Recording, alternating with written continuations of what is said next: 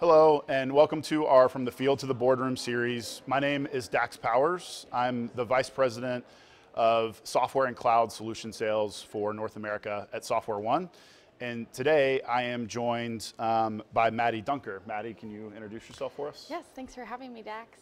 My name is Madi Dunker. I'm the Name, Image, and Likeness GM with Marquette Sports Properties, and I work directly with Marquette Athletics. Great. Yeah. Thanks for giving us your time today. Appreciate it. I think the first place we want to start is, can you just tell us what NIL is and what it means to collegiate athletes today? Yeah, well, how long do we have? Like 45 minutes, or no, I'll keep it short. So NIL, basically, I'll boil it down to back in July of 2021, the Supreme Court passed a law allowing student athletes in the collegiate space to earn money on their right to publicity or their name, image, and likeness. So from there, athletes have had the opportunity to really open up business opportunities, kind of like little mini businesses, right? And do sponsorship and partnerships with brands to kind of utilize their brand, partner with brands, and go from there. So it's been a great opportunity for athletes all over the country, our Marquette athletes in particular as well. So I love it. Awesome. Yeah. Great. And as a company looking to work with college sports and athletic departments, what impact does NIL have on your partnerships and your ecosystem? Yeah, absolutely. I would say, obviously, for a long time, sponsorships have existed, right, without student athletes. And I think the biggest thing that we've really had to focus on in the last 3 years now is, for so long we told sponsors and we told partners, like, no, student athletes don't have those opportunities. And now I think really utilizing those brands, like these athletes, like I said earlier, have these personal brands, and they are so intentional with how they're aligning their brands. And so I think adding student athletes to some of these partnerships, but also allowing athletes to choose intentionally who they want to partner, what kind of activations they want to do, has really brought these partnerships to another level. I think it brings another level of personality, another level of authenticity. So I think it really does add value to these brand partners. It kind of personifies the school brand, and I think SoftwareOne and other partners that we have as well. So I think it's a great opportunity, and it's been fun to watch our athletes take advantage. Awesome. In terms from the brand side, right, and working with companies, and you're obviously consistently choosing kind of what partners you want to have, what would you say, how do organizations go about choosing those partners, and what makes a partner a good partner? Yeah, so with us, it's really simple. It really starts with cultural alignment. Our brand is very centered on our core values. You see that a lot from us and a lot of our external messaging that we have. And our biggest and best partners come from organizations that are really aligned culturally to who we are and those core values. The other thing that works really well for us is mutual goals and interests. So if we have a stated business outcome that we want to achieve, and we have an organization that is really complementary to that or can come alongside us to maximize the output of that goal, it makes a lot of sense for us. And then there's certain key go-to-market motions and brand awareness items that we want to be known for in the market. Right. And when we can partner with organizations that can help help give us some of that credibility by being associated to them, it really goes a long way for us. But again, for us, it really always comes back to the cultural alignment and making sure that our organizations work together from a value system perspective.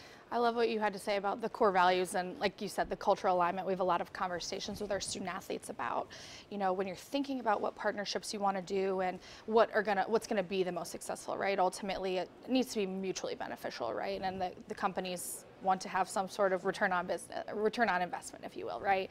So a lot of the conversations we have is, how are you creating authentic partnerships? And that starts with aligning those core values. So those athletes being able to identify, what is my personal brand, and how do I align? I found that it works out to be a much more successful partnership from the athlete side as well, just from an authenticity standpoint. Awesome. So kind of building off of that, what advice or guidance does the athletic staff provide to athletes, and how you're able to approach partnerships and opportunities that might be available to them. Yeah, I think the one thing I love about NIL, and it makes for an exciting role as a GM, is that the world is always changing. But one of the consistent things, whether it's state laws or NCAA guidance, one of the consistent things that has been through and through since July of 2021 is that institutions are able to educate their athletes on different life skills or business skills or things like that. And I think that's the biggest thing that we've really leaned into, is how are we leaning into our Marquette community, leaning into the resources that Marquette has to talk through, how are you talking from maybe our comm schools? How are you talking through what is a personal brand? What are some different financial literacy things that exist? And so, like I said, these athletes are small businesses, right? Mm-hmm. And so with that, we say what's the quote from Spider-Man? With great power comes great responsibility, right?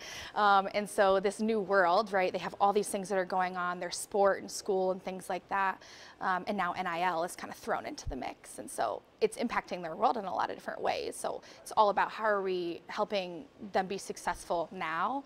But again, we're talking about from the field to the boardroom, how are we helping them make good decisions so that when they leave here, they're an extension of Marquette, right? They're going to be part of that family, but really providing them those tools to be successful. So it really is a holistic kind of, we're wrapping ourselves around them from the business to the brand and all of that as well. That's awesome. Mm-hmm. Yeah. So my next question for you is, again, social media is a powerful platform, right? And how do different platforms, would you say, impact the type of messaging and content that you're putting out?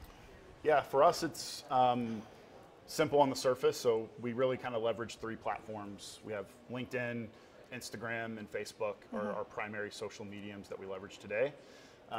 LinkedIn for us is really our platform for business level content. So when we want to get our message out around certain sales motions, go to markets, what we're doing, what our brand is about, who we are in the market, that's really kind of the medium for that. And then we leverage Facebook and Instagram more from a social perspective of the cultural ambassador for our people, and letting the world know a little bit more about who we are from a cultural perspective, and showing off our cultural DNA and highlighting our people and giving our people a platform, and allowing them to better their own brands through the overall brand of SoftwareOne and kind of the weight we carry globally with who we are in the market that we serve. So. That's awesome.